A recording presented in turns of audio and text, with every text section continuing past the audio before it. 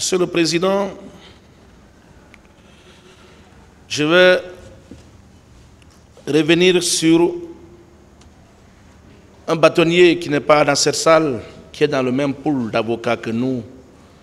Je veux parler du bâtonnier Dina Sampil, l'homme cultivé, doué d'une éloquence enviable, le sage, le seul avocat que je n'ai jamais vu furieux, toujours insensible aux attaques, prêt à tolérer même les pires manquements à son égard.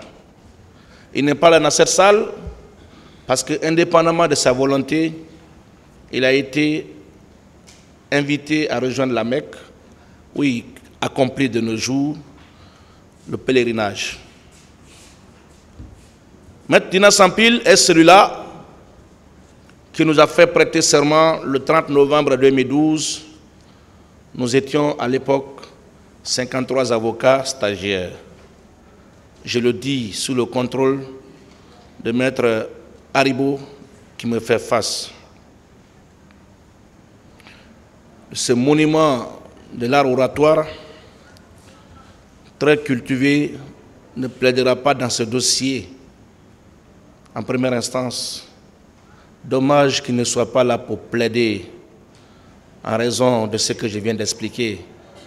Nous avons raté une autre occasion d'apprendre à nouveau auprès de cette sommité. J'ai toujours appris toutes les fois qu'il a pris la parole pour plaider ou observer. J'ai beaucoup appris de ses confrères. Je me rappelle encore en 2009, quand il était en train d'assurer la défense de M.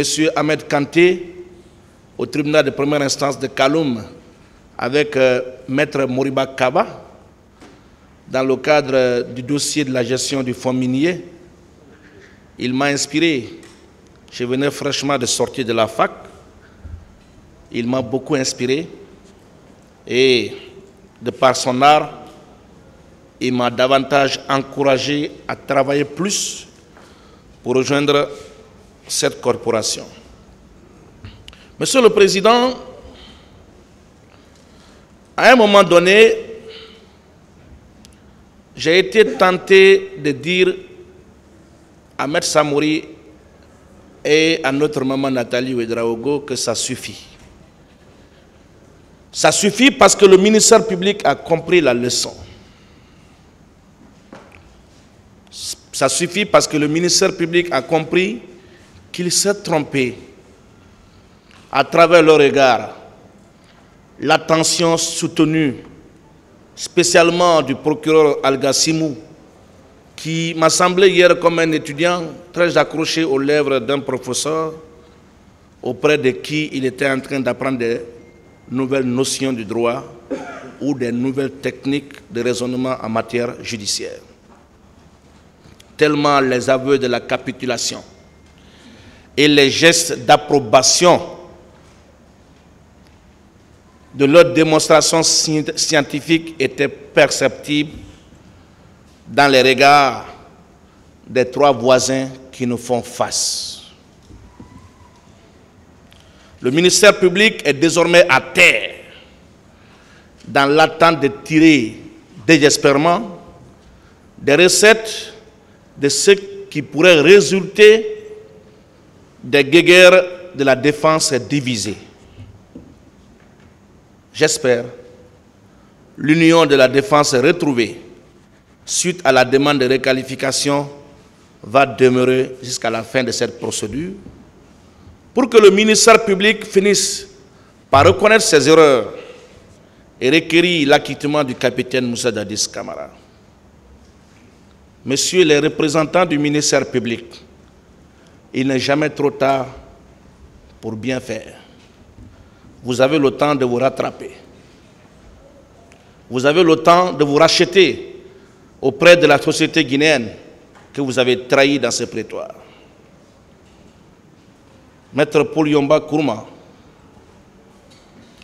je n'ai souvent pas été d'accord avec lui dans ce prétoire, spécialement dans le cadre du traitement de ce dossier, on n'a jamais conjugué les mêmes verbes. Mais en dehors de ce prétoire, nous avions partagé beaucoup de choses ensemble. Je le fréquente régulièrement, malgré nos divergences. Il est demeuré très proche de moi dans la confraternité, dans la fraternité, ici comme ailleurs. Je l'appelle d'ailleurs affectueusement mon beau. Mais au-delà,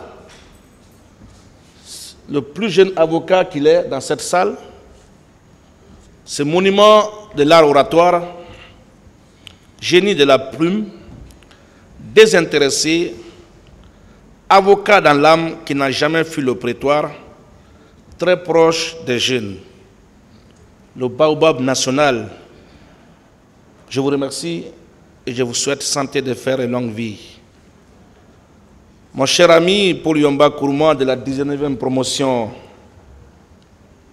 je me permets de vous appeler ainsi et vous saurez de quoi je parle, cher maître.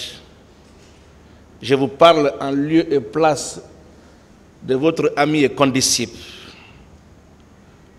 mon homonyme, Feu Pépé Antoine Maomou, qui a répondu à l'appel du Seigneur quand vous étiez en 5e année magistrature à l'époque, comme on appelait la fac de droit. C'est pour ça que je vous appelle mon ami, parce que l'homonyme de votre ami est là aujourd'hui pour plaider à vos côtés. Recevez, chers doyens, mes différences. Quand je pense aux monuments qui viendront encore à ma suite, honnêtement,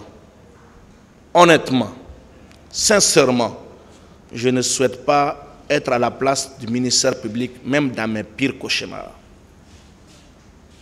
Je ne souhaite pas être à la place de mes confrères de la partie civile.